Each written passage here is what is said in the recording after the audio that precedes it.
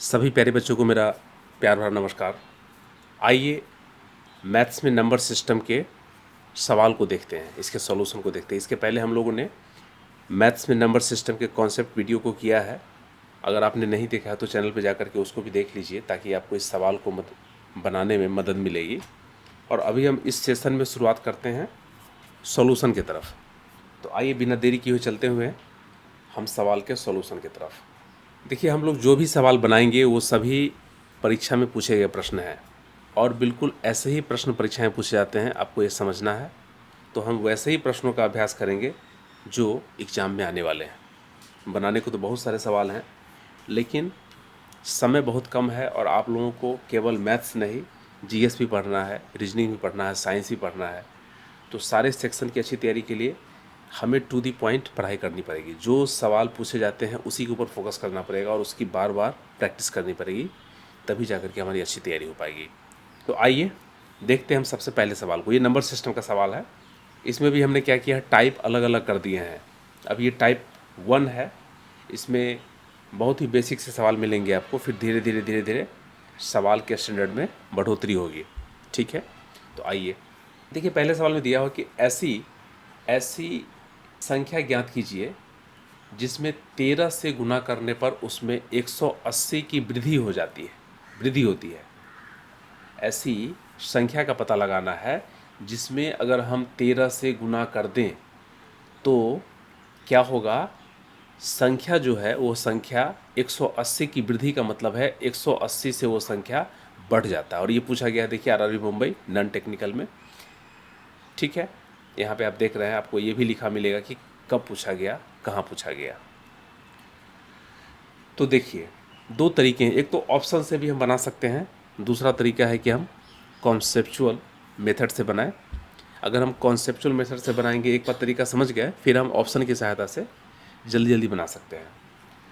तो सबसे पहले हम कॉन्सेप्ट के हिसाब से बना के देखते हैं, फिर ऑप्शन के ऊपर चलेंगे। देखिए, ऐसी संख्या ज्ञात कीजिए। मुझे यहाँ पे संख्या पता ही नहीं है, और आंसर में दिया हुआ है 13, 12, 15 और 14। ठीक है, 4 विकल्प दिए हैं आंसर में, तो मुझे पता लगाना है कौन सा होगा। देखिए, संख्या को आप मान लीजिए, माना कि वह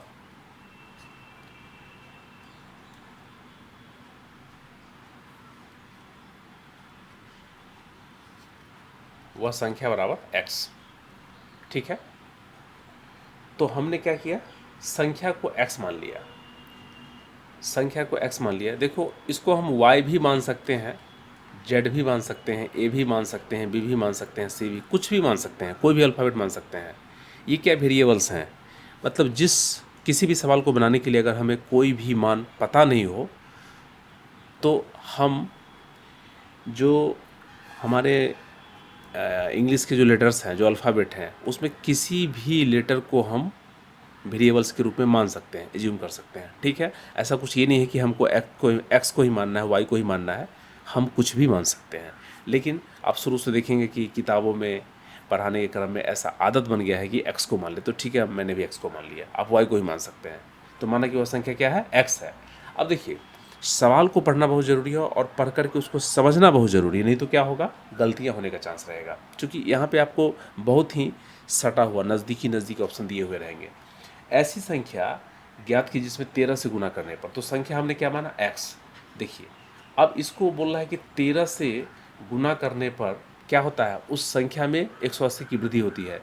यानी कि संख्या क्या है, हमारा x है, और उसमें बढ़ तक कितना जाता है, 180। ये बढ़ जाता है, इसकी वृद्धि हो जाती है। हमारा सवाल यही बोल रहा है। तो जो सवाल है उसके हिसाब से पहले हमको इक्वेशन को फॉर्म करना है।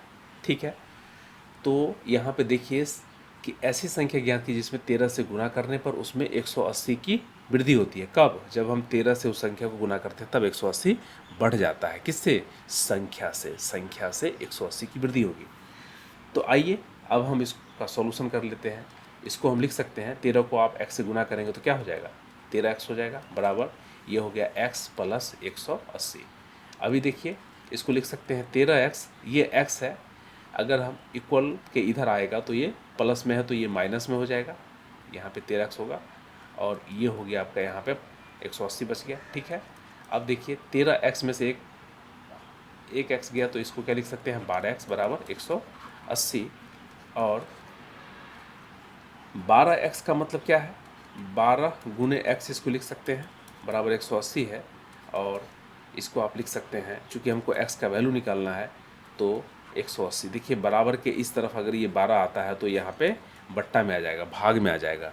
ठीक है, तो 12 15 ये 180, 15 के 12 अगर हम इसको पढ़ेंगे इसका टेबल तो ये कट जाएगा, यानी कि डिवाइड होगा 15 बार में। तो इसीलिए x बराबर कितना हो गया, 15 हो गया। ठीक है, तो संख्या हमारा कितना निकल गया, इसीलिए वह संख्या बराबर 15। ठीक है, अब देखिए ऑप्शन क्या है यहाँ पे, 15, 3 नंबर में 15 है, तो हमारा ये ऑप्शन आंसर हो जाएगा। ठीक है, अब देखिए ये सही है कि गलत है, ये कैसे पता चलेगा। अगर हमको इसको प्रूव करना हो, पता लगा वेरीफाई करना हो, प्रूव करना हो, तो हम देखते हैं कि क्या बोल रहा है, संख्या 15 है। इसमें जब हम 13 से गुना करते हैं ना, तो क्या होता है, यह संख्या 15 जो है उसमें 180 की वृद्धि हो जाती है, बढ़ जाती है। इसका मतलब ये है कि हमने ये जो इक्वेशन यहाँ पे लिखा है, यह इक्वल होना चाहिए, सेटिस्फाई होना चाहिए, यानी कि बराबर के दोनों तरफ सेम वैल्यू आना चाहिए। ठीक है, तो आइए गुना करते हैं, ये कितना हो जाएगा, 15 तिया 45, 5 हो जाएगा, और 15 एकम 15 और 4 19, 195। और देखिए 180 और ये 15 कितना होता है, 195। इसका मतलब क्या है कि इक्वल टू के इस तरफ भी 195 और इस तरफ भी 195। इसका मतलब है कि 15 जो हमारा वैल्यू x का निकला है वह बिल्कुल सही है, इसमें कहीं कोई दिक्कत नहीं है। तो हमारा आंसर क्या होगा, 15 आंसर हो जाएगा। ठीक है, तो ये मेथड हो गया। दूसरा तरीका ये है कि जैसे अब यहाँ पे 13 है, इसमें हम क्या करेंगे, फिर 13 से गुना करेंगे और फिर उसमें 180 जोड़ करके देखेंगे। एक एक ऑप्शन को लेकर के हमें क्या करना पड़ेगा, अलग अलग 13 से गुना करना पड़ेगा, और उसके बाद फिर उसी संख्या में 180 की वृद्धि होती है कि नहीं चेक करना पड़ेगा। तो चूँकि हमको समझाना था, अच्छे से बताना था, इसके लिए मैंने इतना टाइम लेकर के बताया। लेकिन आप एग्जाम में फटाफट यहाँ पे चलो 13 से गुना करना है तो 13x माइनस यहाँ पे कितना 180 की वृद्धि होती है तो -x करके फटाफट, मतलब आपको मन में ही कैलकुलेशन करने की कोशिश करनी है। 1 लाइनर क्वेश्चन है ये। ठीक है, फिर भी समझना ज़रूरी था, तो इस तरीके से आप कर सकते हैं। अब देखिए यहाँ पे मैं एक चीज़ आपको बताना चाहूँगा, ये सवाल तो हो गया, एक चीज़ ये बताना है कि अभी हमने क्या किया था, एक कॉन्सेप्ट इधर देख लीजिए कि अगर यहाँ पे देखिए इक्वल टू है, जब हम इक्वेशन को बनाते हैं, उसका सॉल्यूशन करते हैं, तो इक्वल टू के अगर हमको ये मान लीजिए कि ये LHS है, लेफ्ट साइड है, और ये क्या है, RHS है, राइट हैंड साइड है, एक बायां तरफ है एक दायां तरफ है। तो अगर इक्वल टू यानी कि बराबर के बाईं तरफ अगर कोई प्लस रहेगा तो इक्वेशन सॉल्व करते समय अगर हमको इस तरफ ले जाना पड़े तो ये क्या हो जाएगा, माइनस में हो जाएगा। ठीक है, अगर ये माइनस रहेगा तो ठीक इसका उल्टा हो जाएगा, ये प्लस में हो जाएगा। अगर मान लीजिए गुना में रहेगा तो बराबर के इस तरफ आकर के भाग में हो जाएगा, और अगर ये भाग रहेगा तो इस तरफ होकर के क्या होगा, गुना हो जाएगा। ये हमारा बेसिक सा नियम है। ठीक है, कैसे क्यों होता है ये हम लोग बाद में डिस्कस करेंगे, लेकिन फिलहाल अभी आप समझ लीजिए, क्योंकि यहाँ पे इक्वेशन का खेल हो रहा है, तो यहाँ पे ये समझना ज़रूरी है कि आखिर उधर जा कर के क्यों हो जा रहा है। तो इसका बेसिक सा रूल ही है कि ये प्लस है तो उधर जाके माइनस, माइनस है तो प्लस, गुणा है तो भाग, भाग है तो गुना। ठीक है, इसका ध्यान रखना है।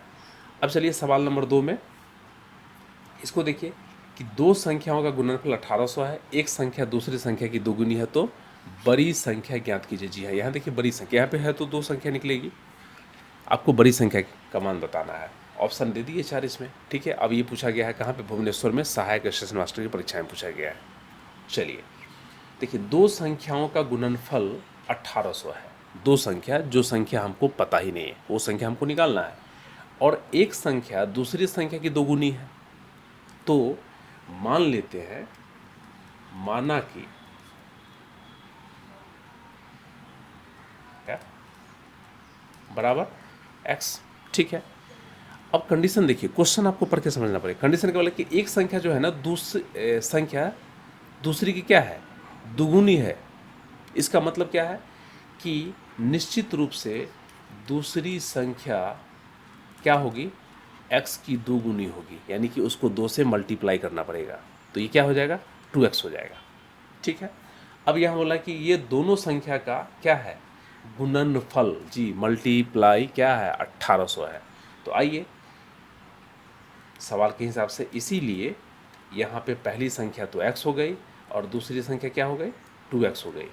सवाल के हिसाब से इन दोनों को गुना जब करते हैं तो इसका गुणनफल कितना, 1800 हो जाता है। ठीक है, तो अब इसको आप क्या लिख सकते हैं, देखिए यहाँ पे 2x और यहाँ पे x है, इसको हम 2x² लिख सकते हैं बराबर 1800। ठीक है, अब देखिए यहाँ पे मैंने बताया था आपको कि अगर इसको 2x² का मतलब क्या है, 2 के गुने में x² है, तो जब यहाँ पे गुना में रहेगा तो यहाँ क्या आएगा, भाग में आ जाएगा। तो यहाँ पे देखिए इधर हम लिख सकते हैं 1800 भागा 2, या इसको आप ऐसे भी लिखिए 1800 अपॉन 2। ये क्या हो जाएगा, 900। 900 दूना 1800। ठीक है, अब देखिए ये है x² बराबर, अब यहाँ पे 900 आ गया। ये स्क्वायर का मतलब ये है कि आप इसको इस तरीके से अंडर रूट में भी लिख सकते हैं। ठीक है, चूँकि हमको x की वैल्यू निकालनी है। तो अंडर रूट का मतलब क्या है, यहाँ पे जानते हैं, यहाँ पे 1/2 छिपा हुआ रहता है। ठीक है, तो अब मैं बता दूं आपको कि 900 को आप क्या लिख सकते हैं, 30 गुने 30 भी लिख सकते हैं। 30 गुने 30 भी लिख सकते हैं। क्यों, 3 तिया 9 और यहाँ पे 2 जीरो, तो 900 ही हो गया। ठीक है, और यहाँ पे क्या है, ये छुपा हुआ 1/2। तो इसका मतलब ये हो गया कि हम यहाँ पे 30 का स्क्वायर लिख सकते हैं, लिख सकते हैं। और ये देखिए अंदर में क्या छुपा हुआ 1/2, ये अंडरस्टूड है, लिखने की जरूरत नहीं है। अगर रूट है मतलब क्या है, उसके अंदर 1/2 छुपा हुआ है। अब देखिए इसका नियम ये है कि यहाँ पे 30 का स्क्वायर हो गया, और अगर हमको रूट को हटाना है तो ये जो 1/2 है इससे हमको यहाँ पे मल्टीप्लाई कर देना पड़ेगा पावर को। ठीक है, तो ये 2 से 2 क्या होगा, कट जाएगा, ख़त्म हो जाएगा, तो पावर 1 आ जाएगा। तो 30 पर पावर 1 आया, मतलब क्या हो गया, 30 हो गया। इसका मतलब इसीलिए x बराबर कितना हो गया, 30 हो गया। लेकिन देखिए एग्जाम में क्या पूछ रहा है यहाँ पे कि बड़ी संख्या ज्ञात कीजिए, तो बड़ी संख्या हमने क्या माना था, 2x माना था, x की वैल्यू 30 निकला, तो इसीलिए यहाँ पे लिख देते हैं, इसीलिए बड़ी संख्या बराबर 2x। तो x का वैल्यू 30 है, उसको डाल दीजिए, और 30 दूना कितना हो गया, 60 आंसर, सिंपल। ठीक है, तो इस तरीके से हमको बनाना पड़ेगा। अगर ऑप्शन की सहायता से आप बनाएंगे, देखिए पहले आप कॉन्सेप्ट के हिसाब से बनाइए, प्रैक्टिस करिए, फिर धीरे धीरे आपको खुद ही आइडिया लग जाएगा, तो ऑप्शन के हिसाब से फटाफट करना सीख जाएंगे। ठीक है, तो फिलहाल अभी हम कॉन्सेप्ट के हिसाब से ही सीखते हैं, करते हैं इसको। नेक्स्ट क्वेश्चन देखिए, इसमें यदि किसी संख्या का 2/3, यदि किसी संख्या का 2/3, 2/3 का मतलब क्या है, 2/3। ठीक है, 2/3, 2 का तीसरा भाग है ना, 2/3, 2/3 का मतलब 2/3। उसी संख्या के 7/3 से घटाया जाए तो परिणाम उससे क्या होगा, 2 अधिक होगा, प्लस में 2 हो जाएगा। ठीक है, तो वह संख्या क्या है। तो जैसे ही कोई संख्या पूछे तो पहले तो हम उसको x मान लेंगे। अब देखिए यहाँ पे कब पूछा है, इलाहाबाद में पूछा है, स्टेनोग्राफर के एग्जाम में। सारे सवाल हम आपको पूछे गए सवाल बताएंगे, ताकि सेम यही सवाल ज़्यादातर रिपीट होते हैं, आपको इससे बहुत फ़ायदा होगा। तो आइए देखिए, मान लीजिए, माना कि संख्या बराबर x।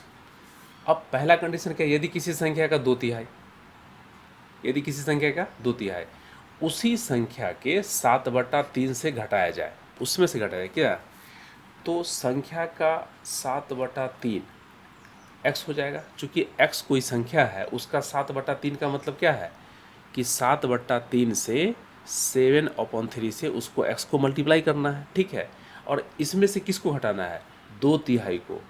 2/3 किसके, उस संख्या के, तो संख्या मल्टीप्लाई हो जाएगा, x हो जाएगा। ठीक है, सवाल को देखिए यहाँ पे, उसी संख्या के 7/3 से घटाया जाए, तो संख्या हमारा x है और उसके 7/3 यानी कि 7/3 से घटाना है किसको, उसके 2/3 को, 2/3 मल्टीप्लाई x, इसको घटाना है। तो रिजल्ट क्या मिलता है पता है, तो परिणाम संख्या से 2 अधिक होगा, परिणाम क्या होगा, जो भी आएगा उससे 2 अधिक होगा, यानी कि परिणाम उससे 2 अधिक होगा। तो संख्या क्या माने हैं, x।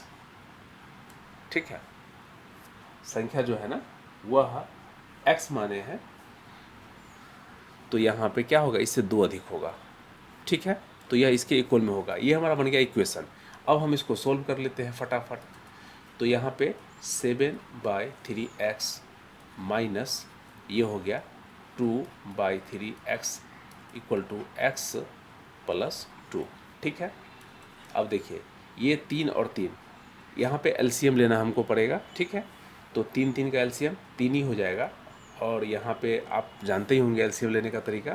तो 3 से 3 में डिवाइड करेंगे तो क्या होगा, 1 आएगा, और 1 को 7 से मल्टीप्लाई करेंगे तो यहाँ पे 7 आएगा। ठीक है, तो 7 यहाँ पे x है तो 7x हो जाएगा, और माइनस ये कितना हो जाएगा, 3 से फिर 3 में डिवाइड करेंगे 1 होगा, 1 को 2 से करेंगे तो यहाँ पे 2x होगा, चूँकि यहाँ पे x भी है, और बराबर यहाँ पे x प्लस 2 जो है वैसे ही लिख देंगे। अब देखिए यहाँ पे 7 में से 2 गया, 5x/3। चूँकि ये x जात का है, ये भी x जात का है, तो चूँकि सेम x वाले दोनों पद हैं तो हमको उसमें से माइनस करने में कहीं कोई दिक्कत नहीं है। तो ये 5x/3 हो गया बराबर x प्लस 2। ठीक है, अब देखिए, अब क्या कीजिए आप, 5x/3 ये जो x है, यहाँ मैंने क्या बोला था कि अगर प्लस में रहे तो इधर माइनस में, और माइनस में रहे तो प्लस में। तो ये देखिए किसी भी टर्म के, संख्या के पहले अगर कोई चिन्ह नहीं, साइन लगा हुआ है तो वो प्लस में होता है। जनरली प्लस वाले डिजिट के पहले जो शुरुआती संख्या होती है उसमें हम साइन का प्रयोग नहीं करते हैं। तो यहाँ पे ये प्लस में समझा जाएगा, तो यहाँ पे आके क्या होगा, माइनस में होगा, बराबर की इधर, और 2 हमारा उधर है तो उधर ही छोड़ देंगे प्लस में। देखिए अब केवल 2 बचा, तो यहाँ पे हम प्लस नहीं लिखेंगे, ऐसे अंडरस्टूड रहेगा। ठीक है, अब देखिए यहाँ पे आप कर दीजिए, इसको बट्टा में 1 दे सकते हैं, किसी भी संख्या को बट्टा में 1 लिख सकते हैं, चूँकि इसका कोई मतलब नहीं है, 1 से वो करेंगे, इसमें डिवाइड करेंगे तो x ही आएगा। अब आप इसको देखिए, ये 3 1 का एलसीएम लेंगे तो ये हो जाएगा यहाँ पे 5x, और यहाँ पे 3x हो जाएगा बराबर 2 हो जाएगा। ठीक है, अब चलिए इधर हम हल कर लेते हैं। इसके बाद 5 में से 3 गया तो कितना बचा, 2x बचा बटा 3 हुआ बराबर 2। इसको आप क्या लिख सकते हैं, इसको आप लिख सकते हैं 2 गुना x। ठीक है, और इसको बट्टा में 1 लिख सकते हैं। ठीक है, तो यहाँ पे एक क्रॉस मल्टीप्लिकेशन का भी काम होता है कि देखिए अगर बीच में बराबर है, और जैसे मान लीजिए यहाँ पे अगर 1/2 बराबर 2/3 है, दोनों और बीच में बराबर है, तो इसमें क्या करते हैं, क्रॉस मल्टीप्लिकेशन करते हैं, इसको इससे गुना और इससे इसको गुना, यानी कि 1 गुना 3 बराबर हो जाएगा 2 गुना 2 के, इसको इससे गुना और इसको इससे गुना, इसको बोलते हैं क्रॉस मल्टीप्लिकेशन का नियम। तो यहाँ पे देखिए 2x को 1 से गुना कर लेंगे तो उतना ही रहेगा, और बराबर में क्या होगा, 3 को 2 से गुना कर लेंगे, 3 को 2 से गुना कर लेंगे। अब x के इधर गुना में 2 है, तो इसका मतलब ये हो गया कि 3 गुना 2 और बटा ये 2 नीचे भागा में आ जाएगा, क्योंकि इसके पहले हम लोग को देखा था। अब देखिए 2 से 2 क्या होगा, कैंसिल हो जाएगा, कट जाएगा। इसका मतलब है कि x बराबर हमारा क्या हो गया, 3 हो गया। ठीक है, यहाँ पे x का मान 3 निकल गया। तो यहाँ पे आंसर देख लीजिए, 3 कहाँ पे है, 3 यहाँ पे ऑप्शन नंबर 1। अच्छा देखिए यहाँ पे ना ये गलत लिखा है, ये 2 नंबर है, ये 3 नंबर होगा, ये 4 नंबर होगा। ठीक है, यहाँ पे ये टाइपिंग मिस्टेक है, तो ये 4 नंबर में जो ऑप्शन है 3, ये हमारा आंसर हो जाएगा। ये संख्या क्या है, 2 ही है। अगर आप इसको वेरीफाई करके देखना चाहेंगे तो वो भी कर सकते हैं, x का मान 3। ठीक है, कैसे, संख्या हमने क्या किया था, 7, इक्वेशन ये बना था 7/3 गुने यहाँ पे 3 कर लीजिए, क्यों, चूँकि x का मान 3 होगा, और माइनस 2/3 x था, तो x के यहाँ पे 3 कर लीजिए, और बराबर में यहाँ पे क्या होगा, 3 होगा, 3 होगा ना, 3 और प्लस 2 होगा। ठीक है, तो 3 से 3 घट गया, कैंसिल हो गया, कट गया, और ये 3 से 3 कट गया, तो यहाँ पे क्या बचा, 7 बचा, और माइनस ये 2 बचा। यहाँ पे बराबर में क्या होगा, 3 + 2 5 हो जाएगा।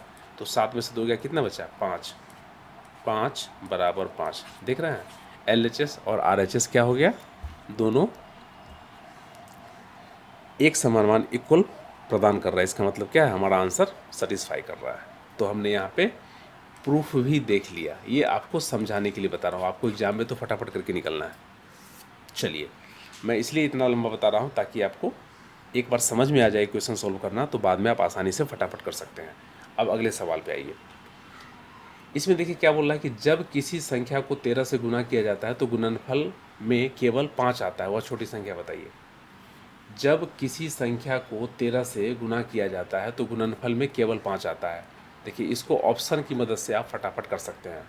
यहाँ पे दो ही चीज़ है कि ये जो चारों विकल्प दिया हुआ है 1 2 3 4, इसमें से ऐसी कौन सी संख्या है, ये कोई एक ऐसी संख्या है जिसमें हम 13 से अगर गुना करेंगे तो गुणनफल में केवल 5 आएगा, यानी कि उसका रिजल्ट क्या आएगा, 5 5 5 5 5 5 5 ऐसे ऐसे ऐसे कैसे करके, मतलब एक ये तो हम ये बता रहे हैं कि इतना आएगा। ठीक है, केवल 5 आना चाहिए और कुछ भी दूसरा डिजिट नहीं आना चाहिए। ये पूछा गया है, देखिए यहाँ पे स्टेशन मास्टर के एग्ज़ाम में। तो यहाँ पे क्या करेंगे, इसमें कॉन्सेप्ट के तरफ से अगर चलेंगे तो हमको टाइम लगेगा। तो हमको क्या करना है, 13 से गुना करके ऑप्शन के हिसाब से छांट लेना है फटाफट। ठीक है, तो चलिए मुंह पे ही करते हैं। 13 पचे 65 अगर हम गुना करते हैं, अगर मान लीजिए इसको हम 13 से गुना करते हैं तो 13 पचे 65 और 13 दूना 26 और 6 26 4 30 2 32। देखिए यहाँ पे 32 जैसे ही आया, मतलब यहाँ पे 2 आएगा। इसका मतलब ये हो गया कि ये यहाँ पे तो 5 आया नहीं।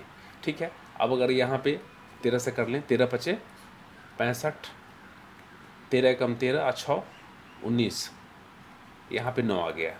मतलब मोटा मोटा करके समझ रहे हैं। अब यहाँ पे देखिए 13 से गुना करिए, 13 पचे 65, 13 तिया 39 और 6 39 6 कितना होता है 45, 5 आ गया।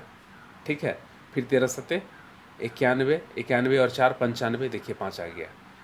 और यहाँ पे देख लेते हैं 13 पचे 65 और 13 तिया 39 39 और 6, यहाँ पे भी 45 हो गया। 4 13 कम 13 और 4 17, यहाँ पे 7 आ गया। देखिए यहाँ पे कंटिन्यू 5 आया है और यहाँ पे 7 आ गया। इसका मतलब ये है कि ये और ये नहीं होगा, हमारा आंसर ये हो जाएगा। पूरा हमको निकालने की भी जरूरत नहीं है। जैसे ही 3 ऑप्शन छट गए वैसे ही हमारा आंसर निकल गया। तो आपको इसको लगा करके आगे निकल जाना है। ठीक है, तो ऐसे सवालों को आप ऑप्शन की सहायता से भी करेंगे तो भी चलेगा। अब देखिए, दो संख्याओं में अंतर 14 और उनका योगफल 20 है, तो उनका गुणनफल बताइए। दो संख्या का योगफल कितना है, 14 है, अंतर 14 है और योगफल 20 है, तो उनका गुणनफल ज्ञात करिए। देखिए, इसको अगर हम कॉन्सेप्ट की विधि से देखें तो माना कि संख्या क्या है, x है और y है। ठीक है, दो संख्या, तो दो संख्या का अंतर कितना 14 है। तो पहले कंडीशन में x प्लस y यानी कि ये जो है उनका योग 20 है। x प्लस वाई क्या है, 20 है। और दूसरे कंडीशन में x माइनस वाई, यानी कि अंतर का मतलब माइनस हो गया, ये हो गया 14। ठीक है, ये हो गया इक्वेशन 1 और ये हो गया इक्वेशन 2। दो समीकरण यहाँ बन गया। अब हमको इसकी मदद से क्या करना है, एक्स वाई की वैल्यू निकालना है। हो गया काम। तो एक्स वाई का वैल्यू निकालने के लिए क्या करते हैं, देखिए यहाँ पे ये प्लस वाई है और ये माइनस वाई है। अगर हम दोनों समीकरण को जोड़ने का काम करेंगे तो क्या होगा, ये प्लस वाई और ये माइनस वाई कैंसिल हो जाएगा, ख़त्म हो जाएगा। ठीक है, तो ये क्या बचेगा, ये प्लस एक्स और ये प्लस एक्स है, ये हो जाएगा हमारा 2x, एक एक्स ये और एक एक्स ये, 2x हो गया। ठीक है, ये तो कैंसिल हो गया और बराबर में इसको क्या जोड़ दीजिए, 20 और 14 34 34 हो जाएगा। ठीक है, अब यहाँ पे 2 इंटू एक्स बराबर 34। इसका मतलब है कि x बराबर क्या होगा, 34/2 और 2 17 34। x का वैल्यू 17 निकल गया। अब हमको y का वैल्यू निकालना है। तो चूँकि x प्लस वाई बराबर 20 है और x का वैल्यू कितना निकला है हमारा, 17 निकला है, तो y का वैल्यू हम निकाल लेंगे यहाँ से, 20 हो गया। अब देखिए, इसको आप लिख सकते हैं y बराबर, देखिए 17 है, इसको हम क्या करेंगे, ये प्लस में है तो इधर आकर के माइनस में कर देंगे, तो -17 बराबर 3। इसीलिए y बराबर कितना होगा, 3 हो जाएगा। ठीक है, यहाँ तक कहीं कोई दिक्कत? कोई दिक्कत नहीं। तो यहाँ पे आपने देखा सवाल में क्या पूछ रहा है कि उनका गुणनफल ज्ञात करिए। तो x का वैल्यू निकल गया 17 और y का वैल्यू 3। तो गुणनफल क्या होगा? x गुने y, 17 गुने 3 बराबर 51। ऑप्शन नंबर 3 सही। ठीक है, ऐसे करिए और फटाफट आगे बढ़ते चलिए। अब इस सवाल में देखिए कि एक संख्या के 2 अंकों का योग 5 है। एक संख्या है जिसके 2 अंकों का योग क्या है? 5 है। यदि अंकों को परस्पर बदल दिया जाए तो नई संख्या तथा मूल संख्या के बीच का अंतर क्या होगा? 9 हो जाएगा। ठीक है, यानी कि यहाँ पे जो संख्या दी हुई है जिसकी बात की जा रही है वो 2 अंकों वाली संख्या है। संख्या एक ही है लेकिन उसमें डिजिट क्या है? 2 अंक के हैं। जैसे आप यहाँ आंसर देख लीजिए कि यहाँ पे दिया है 41, या 41 है, 23 है, तो इसमें कोई सिंगल डिजिट नहीं है, इसमें 2 अंकों वाली संख्या है। तो यही बोल रहा है कि एक तो दोनों का योग, कंडीशन पहला है कि 2 अंकों का योग 5 है। जैसे देखिए 4 और 1 5, यहाँ पे अगर हम देखें 4 + 1 क्या होगा? 5 होगा। 2 + 3 इसमें देखिए ये भी 5 है। 5 + 0 ये भी 5 है। और यहाँ पे 1 + 4 ये भी 5 है। हर कंडीशन में क्या है? इसका योगफल जो है, अंकों का योग 5 ही आ रहा है। दूसरा कंडीशन क्या बोल रहा है कि यदि अंकों को परस्पर बदल दिया जाए तो नई संख्या मूल संख्या के बीच का अंतर क्या होगा? 9 होगा। अब बोलता है कि जगह अगर बदल दे। जगह बदलने का मतलब क्या है कि यहाँ पे अगर 4 1 है ना, तो 1 को इधर करो, 4 को इधर करो, जगह बदल दो। अभी ये 2 3 है तो इसको, यहाँ पे 2 के बाद 3 है तो पहले 3 बाद में 2। ठीक है, जगह बदल दिया मैंने। अब यहाँ पे 50 है तो 0 पहले 5 बाद में, जगह बदल दिया। अब यहाँ पे क्या है? 4 1, जगह बदल दिया। ठीक है, तो ये बोल रहा है कि जो पहली और बाद की संख्या है उसके बीच का अंतर कितना होना चाहिए? 9 होना चाहिए। देखिए ये भी सवाल पूछा हुआ है, कहाँ? पटना राज्य में पूछा हुआ है। ठीक है, तो अब देख लीजिए हमको क्या करना पड़ेगा सवाल के हिसाब से। यहाँ पे 41 - 14 पहले कंडीशन में, इसमें क्या हो जाएगा? दूसरे में 32 - 23, 32 और 23। तीसरा में क्या होगा? यहाँ पे 50 में 5 घटा दीजिए। ठीक है, और यहाँ पे क्या है? 41 में 14 घटा दीजिए। तो इसका जो अंतर है ना, कितना होना चाहिए? 9 होना चाहिए। जिसमें 9 अंतर आ जाएगा वही हमारा आंसर हो जाएगा, यही पूछ रहा है। ठीक है, तो यहाँ पे देखिए, यहाँ सबसे पहले ऑप्शन में देखिए 11 में से 4 गया, 11 में से 4 कितना बचा? 7 बचा, 9 तो आया नहीं। ठीक है, यहाँ 12 में से 3 गया, यहाँ पे 9 आया। यहाँ पे 10 में से 5 गया, यहाँ पे 5 आया। और यहाँ पे 11 में से 4 गया, ये आया 7। ठीक है, अगर हम पूरा कर लें तो देखिए हम क्या केवल इकाई डिजिट को घटाए हैं। इसमें आप देख रहे हैं कि यहाँ पे 7 है, यहाँ पे 9 है, यहाँ पे 5 है, यहाँ पे 7 है। तो पूरा अगर आप घटाएंगे तो 11 में से 4 गया 7, और ये कितना बच गया? 3, यहाँ पे 37 हो जाएगा। इसको अगर आप देखेंगे 12 में से 3 गया 9, अब ये चूँकि इसमें से जा चुका था 1, तो यहाँ पे 2 बचा, 2 में से 2 गया तो ये बच गया 0 0 9। अब 50 में से 5 गया तो ये बचेगा 45 पूरा अगर करेंगे तो। और ये क्या हो गया? 11 में 7 बचा, और ये बचा 3 में से गया तो 2 हो गया 27। तो देखिए 37 नहीं होगा हमारा, 45 नहीं होगा और 27 नहीं होगा। क्या होगा? एक ही ऑप्शन है जिसके अंक को परस्पर बदलने पे हमारा ऑप्शन क्या? 9 आता है, और यही हमारा आंसर होगा। तो कौन सा है वो? 23 है, 23 सेकेंड वाला। ठीक है, ये वाला हमारा आंसर हो जाएगा। तो ये हो गया हमारा ऑप्शन की विधि से जल्दी टाइम बचा करके बनाने के लिए। इसको हम कॉन्सेप्चुअल विधि से ही बना सकते हैं। ठीक है, लेकिन उसमें टाइम ज़्यादा लगेगा, तो मैं बोलूँगा कि इस प्रश्न को आप इसी तरीके से बनाएं। इसमें आप ऐसे ही ट्रिक का इस्तेमाल करें ऑप्शन की विधि से। ठीक है, ट्रिक्स बाय ऑप्शन, तो फटाफट बन जाएगा इसमें बिना समय दिए हुए। हमें तो समझाने में इतना टाइम लगेगा, लेकिन आप फटाफट देखेंगे और करेंगे। जैसे ही आपका इकाई के डिजिट में 9 आया और सब में नहीं मैच कर रहा है तो आप आगे निकल जाइए। चलिए अगले प्रश्न में देखिए, यदि 3 अंकों वाली सबसे बड़ी संख्या को 5 अंकों वाली सबसे छोटी संख्या में घटाया जाए तो शेष क्या होगा?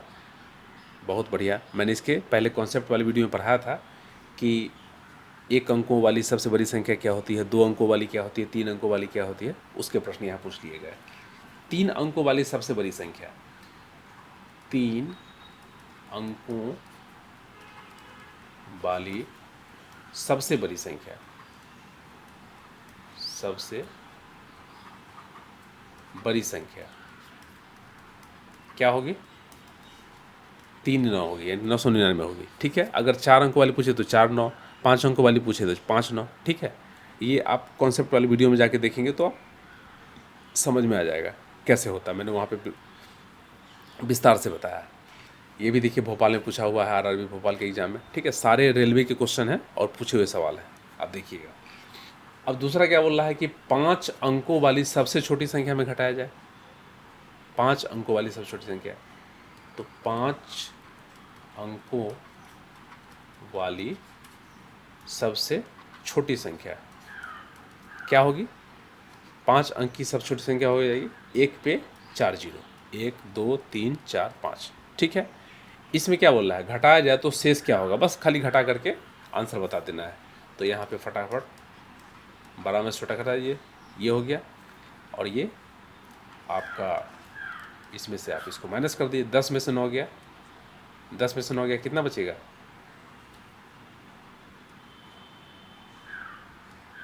10 में से 9 जाएगा तो आपका बचेगा 1। ठीक है, 1 बचेगा। अब देखिए यहाँ पे ये जीरो था, यहाँ पे जीरो, घटाने का नियम तो आप जानते होंगे। यहाँ पे जीरो था तो जीरो में से तो हम 1 नहीं ले सकते हैं, लेकिन क्या हम यहाँ से ले लिए हैं, ये यहाँ से फॉरवर्ड होते जा रहा है। ठीक है, तो अभी ना यहाँ पे हम इससे ले चुके हैं, यहाँ पे इससे ले चुके हैं, और यहाँ पे फाइनली ये जीरो हो चुका है और ये यहाँ पे ट्रांसफ़र हो चुका है। ठीक है, तो ये बच गया फिर से हमारा 9, चूँकि हम इधर से ले चुके हैं इसके लिए। ठीक है ना, तो ये 9 में से 9 गया तो जीरो बचेगा, फिर ये भी यहाँ पे 9 में से 9 गया, जीरो बचेगा, और ये जो 10 था ना, ये ऑलरेडी यहाँ पे पैंचा दे चुका है, तो यहाँ पे क्या बचेगा? 10 में से क्या होगा? ये ऑलरेडी इधर पैंचा दे चुका है, तो ये हमारा यहाँ पे क्या बच जाएगा? 1 तो दे चुका है, तो ये 9 बच जाएगा। ठीक है, यहाँ पे हमारा कितना बच गया? 9 बच गया। तो इस तरीके से हमारा आंसर यहाँ पे कौन सा होगा? देखिए, ये तो होगा नहीं, ये भी नहीं होगा, और यहाँ 1 भी नहीं होगा, हमारा ऑप्शन नंबर 4 आंसर हो जाएगा। ठीक है, तो इस तरह के आप 5 अंक पूछे, 4 अंक पूछे, 3 अंक पूछे, 10 अंक पूछे, कुछ भी पूछे, तो फटाफट इसका आप जोड़ घटाव करके जो भी पूछे उस तरह से आप बना के निकालें। लेकिन ध्यान रखना कि जल्दीबाजी में देखो यहाँ पे 901 भी दिया और 9001 भी दिया है, 9001 भी दे देगा, तो इसकी सावधानी रखनी है। चूँकि एग्जाम में जो क्वेश्चन सेट करते हैं ना, बहुत चालाक होते हैं, वो हमेशा कोशिश करेंगे कि आपकी आंख से ना ओझल हो जाए चीज़ें। तो इस चीज़ को बारीक से आप ध्यान दीजिएगा और परफेक्टली बनाइएगा, क्योंकि इसमें निगेटिव मार्किंग भी है। नंबर तो मिलेगा नहीं, अगर सही नहीं होगा तो ऊपर से नंबर कट जाएंगे आपके। चलिए नेक्स्ट क्वेश्चन देखिए। 64 का 3/4 और 48 का 2/3 का अंतर बराबर है। बहुत आसान सा सवाल है, आरआरबी भोपाल में पूछा गया है। ठीक है, और यहाँ पे भोपाल में ही स्टेशन मास्टर में पूछा गया है, एनटीपीसी में पूछा गया है। देखिए 64 का 3/4, का मतलब क्या होता है? मल्टीप्लाई होता है, गुना होता है। तो 64 गुना 3/4। ठीक है, और यहाँ पे बोल रहा है कि 48 का 2/3 का अंतर किसके बराबर होगा? तो का मतलब समझ गया ना, का मतलब ऑफ होता है, ये का मतलब होता है ऑफ, और इसका मतलब होता है गुना। ये समझना पहले ज़रूरी है। तो इसको आप कट कर दीजिए, क्या हो जाएगा? 16 चौका 64, 16 4 जा 64। ठीक है, तो ये 16 ये कितना बचा? ये बच गया आपका 48। और यहाँ पे देखिए 16 या 48, ये भी कट गया, ये बचा आपको 32, 32 हो गया, यहाँ पे 48 हो गया। और इसी का अंतर पूछ रहा है, तो आप घटा दीजिए इसमें से। 48 में से अगर 32 को आप घटाएंगे तो 8 में से 2 गया 6, और 4 में से 3 गया 1, 16। 16 कहाँ पे है? Option number 4। ठीक है, ये हमारा आंसर हो जाएगा। कभी कभी बहुत आसान सवाल पूछे, मतलब इसको मुंह पे आप कर सकते हैं। ठीक है,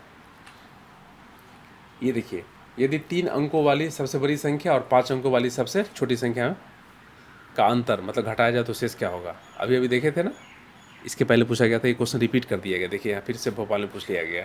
तो ये मतलब दूसरे एग्जाम का सवाल है, लेकिन रिपीट किया हुआ है क्वेश्चन, इसलिए बोल रहा था कि ये बहुत ही महत्वपूर्ण सवाल है, दिए हुए सारे पीओ के पीछे गए क्वेश्चन है, इसको नज़रअंदाज मत करिएगा। अब यहाँ पे देखिए, आप अभी बस 2 मिनट पहले ही आपने पढ़ा था, ये हमारा ऑप्शन नंबर 4 सही होगा। ठीक है, बनाने की जरूरत है नहीं, आप पहले वाला सॉल्यूशन देख लीजिएगा। अब देखिए आज का अंतिम अंतिम सवाल है इस सेट का। ये भी त्रिवेंद्रम स्टेशन मास्टर की एग्जाम में पूछा हुआ है। यदि बढ़ती हुई 7 लगातार संख्याओं में 4 का योग क्या है? योग मतलब सम 70 है, तो अंतिम 2 संख्याओं का योग क्या होगा? ठीक है, यदि बढ़ती हुई 7 लगातार संख्या, यहाँ पे समझिए 7 बढ़ती हुई लगातार संख्या का मतलब क्या है। मान लेते हैं कि ये संख्या 1 है, तो दूसरी संख्या क्या होगी? बढ़ती हुई 2 होगी। तीसरी संख्या क्या होगी? बढ़ती हुई 2 से ज़्यादा 3, 3 से ज़्यादा 4, 4 से 5। क्या है? लगातार। लगातार का मतलब है कि ठीक इसके बाद वाला, 1 के बाद 2, 2 के बाद 3, 3 के बाद 4, 4 के बाद 5, 5 के बाद क्या होगा? 6, 6 के बाद 7। मतलब 7 लगातार बढ़ती हुई संख्या में क्या बोल रहा है? 4 का जो योग है ना वो 70 है पहले कंडीशन में। तो देखिए यहाँ पे तो हमने एज्यूम किया है कि 1 + 2 + 3 ऐसे करके बढ़ती हुई लगातार संख्या इस तरह की संख्या होती है, यानी कि हर किसी में उसके आगे की संख्या को बढ़ती हुई लगातार संख्या बोल सकते हैं। अब अगर मान लीजिए कि ये एक जो है ना, अगर हम इसको x मान लें, माना कि संख्या बराबर x, जैसे अगर ये x मान ले, इसका मतलब क्या है? x का मान अगर 1 है तो ये संख्या कैसे प्राप्त होगा? ये संख्या प्राप्त होगा 2x + 1 से। क्यों? चूँकि x का मान 1 है, और जब हम 1 + 1 करेंगे तभी तो 2 आएगा। अब देखिए 3 को क्या लिख सकते हैं?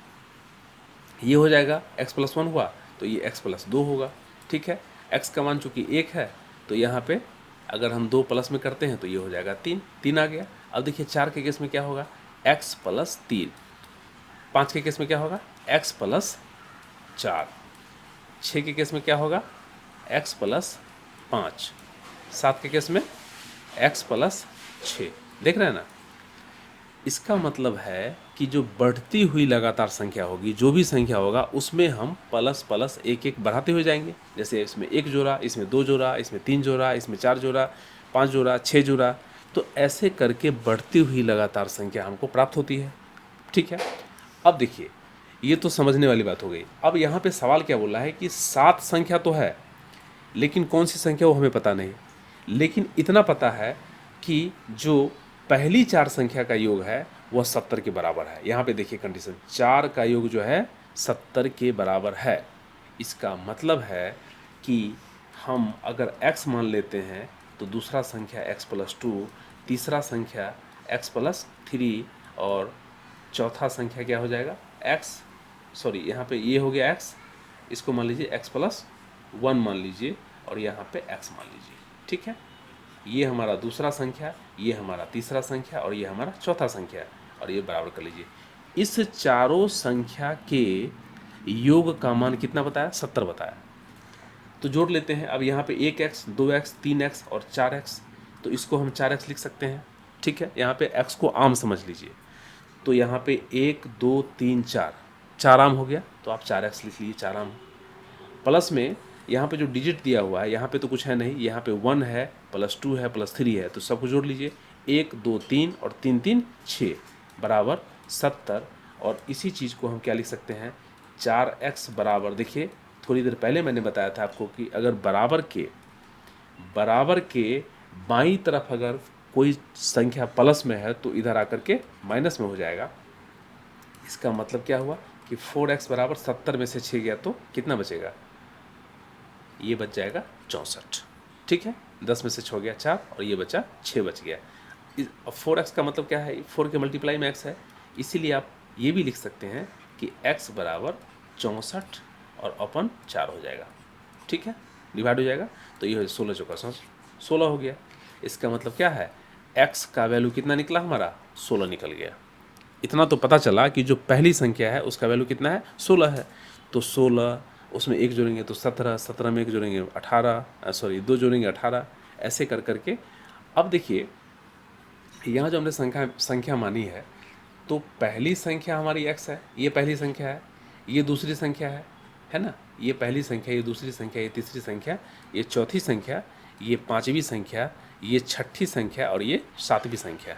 ठीक है, तो हमारा दूसरा जो स्टेप है, क्वेश्चन का जो दूसरा स्टेटमेंट है, वो क्या बोल रहा है कि अंतिम 2 संख्याओं का योग क्या होगा?